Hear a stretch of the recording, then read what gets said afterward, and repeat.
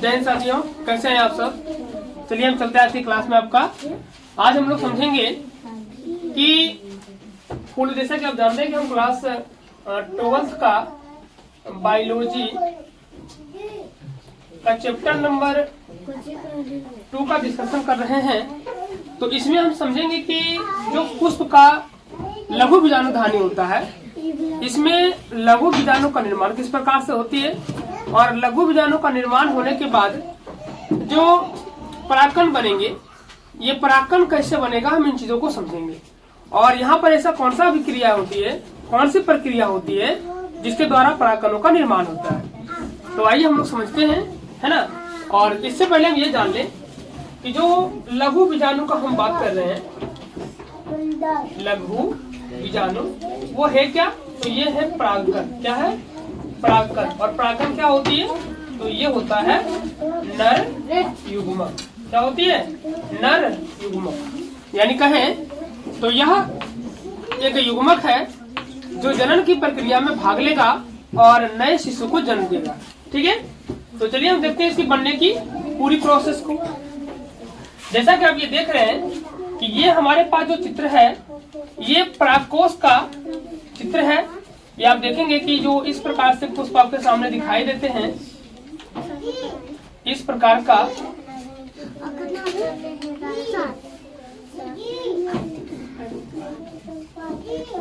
इसका एक यूनिट को हमने लिया है ना। यहाँ से परागकोश को लिए हैं और हमने यहाँ पर इसका कट फिगर दिखाया है, जैसा कि आप देख रहे होंगे। तो इस फिगर में वो सारे चीज अवेलेबल है जो हमें परागकण के निर्माण में आवश्यकता पड़ेगी। ठीक है, तो देखिएगा कि हम यहाँ पर परागकण बनेगी कैसे। ठीक है, तो पहले हम इनकी संरचनाओं को समझते हैं। ये आपके पास परागकण है जिसमें हमने यहाँ से कट लगाया और कट लगा के हमने यहाँ पर दिखाया। तो आप यहाँ पर देख पा रहे होंगे कि हमारे पास जो परागकोश है, इसके अंदर लघु बीजाणुधानी मौजूद होती है। और ये लघु बीजाणुधानी की अगर संख्या देखी जाए तो 4 होती है। कितनी होती है? 4। एक आप देख रहे होंगे ये है, दूसरा आपका देख रहे होंगे ये है, तीसरा आपका यहाँ, चौथा आपका यहाँ है। तो 4 प्रकार की हमारे पास जो लघु बीजाणुधानी है 4 भागों में बटी होती है। और बात कर ले तो परागकोश की जो पाली होती है, यहाँ से पूछी जाती है कि परागकोश में कुल पालियों की संख्या कितनी होती है, तो परागकोश में कुल 2 पालियां होती है। एक आप देख रहे होंगे यहाँ से इस तरफ की पाली और दूसरा यहाँ से इस तरफ की पाली। तो परागकोश में पालियों की संख्या 2 और लघु बीजाणु की संख्या 4 होती है। लघु बीजाणु की अगर दूसरा नाम बात करें लघु बीजाणुधानी की, इसको प्रकोष्ठ भी कहते हैं। क्या कहते हैं? प्रकोष्ठ। ठीक है ना, याद रखिएगा। अगर आपसे पूछ दिया जाए कि लघु बीजाणुधानी में कुल प्रकोष्ठों की संख्या कितनी होती है या कितनी प्रकोष्ठ होती है, तो हम लोग कितना जवाब देंगे? 4। कितनी होगी? 4 होगी। और पाली की संख्या की यदि बात कर ले तो पाली कितनी होती है? 2 होती है। एक इस तरफ की पाली, एक इस तरफ की पाली, यानी कि प्रत्येक पाली में प्रकोष्ठों की संख्या 2 होती है। इधर भी 2 होगा और इस तरफ भी 2 होगा। ठीक है, इतनी बातों को आप समझ गए होंगे। चलिए, तो हम देखेंगे कि जो परागकोश होती है ये बनी होती है विभ ज्योतिकी ऊतक द्वारा।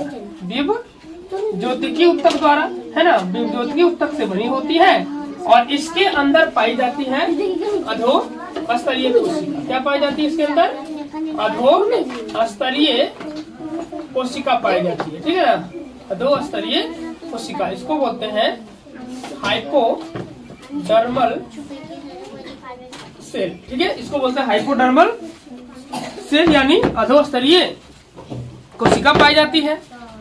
इसी अधोस्तरीय कोशिका के द्वारा लघु बीजाणु का जन्म होता है।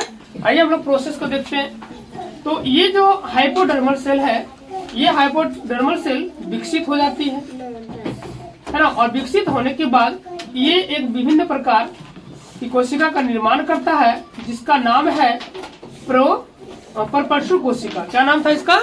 परपरशु कोशिका। और ये परिपर्शु कोशिका फिर से विभाजित होती है, यानी फिर से विकसित होती है। और विकसित होने के बाद ये 2 प्रकार की कोशिका का निर्माण कर देता है ना। 2 प्रकार की कोशिका का निर्माण करता है।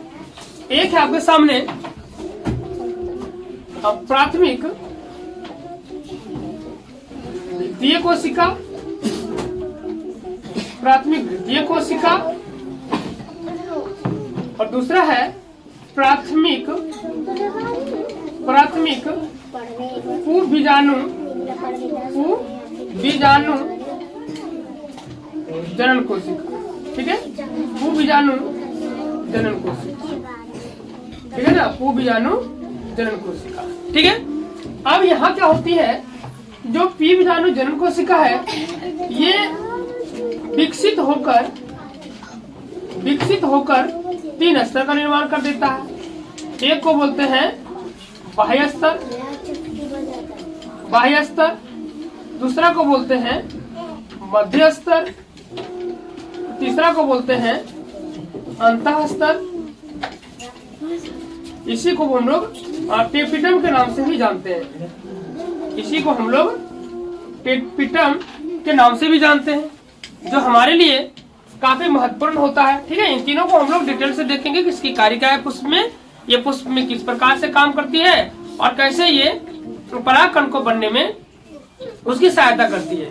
ठीक है ना, फिलहाल अभी देखते हैं कि ये जो हमारे प्राथमिक भित्तीय कोशिका था ये विकसित होकर किसी का निर्माण कर दिया, तो ये निर्माण कर दिया स्तरों का, बाह्य स्तर, मध्य स्तर एवं टेपिटम। देखिए ये बाह्य स्तर आप यहाँ देख रहे होंगे, ये बाह्य स्तर दिखाती है, ये मध्य स्तर दिखाती है, और ये कौन सा स्तर है लास्ट वाला, अंतःस्तर, जो टेपिटम के नाम से जाना जाता है। उसी को हमने, इसी चीज को हमने यहाँ पर इसकी काट का जो अनुप्रस्थ काट हमने यहाँ दिखाया है ना। आप यहाँ देख पा रहे होंगे बिल्कुल अच्छी तरीके से कि हमारे पास जो लघु बीजाणु धानी था, ये क्या एक प्रकार का, तो ये है लघु बीजाणु धानी। ठीक है, ये जो लघु बीजाणु धानी है इसमें आप अगर देखेंगे तो ये देखिए ऊपर की जो लेयर आपको दिखाई दे रहा है ये आपका बाह्य लेयर है। फिर ये जो नीचे मंदे टाइप का ये लेयर दिखाई दे रही है, जो हमने दिखाने का प्रयास किया आपको बेहतरीन तरीके से, ताकि आप समझ सकें इन चीजों को बढ़िया से देखकर, ये आपका है मध्य स्तर।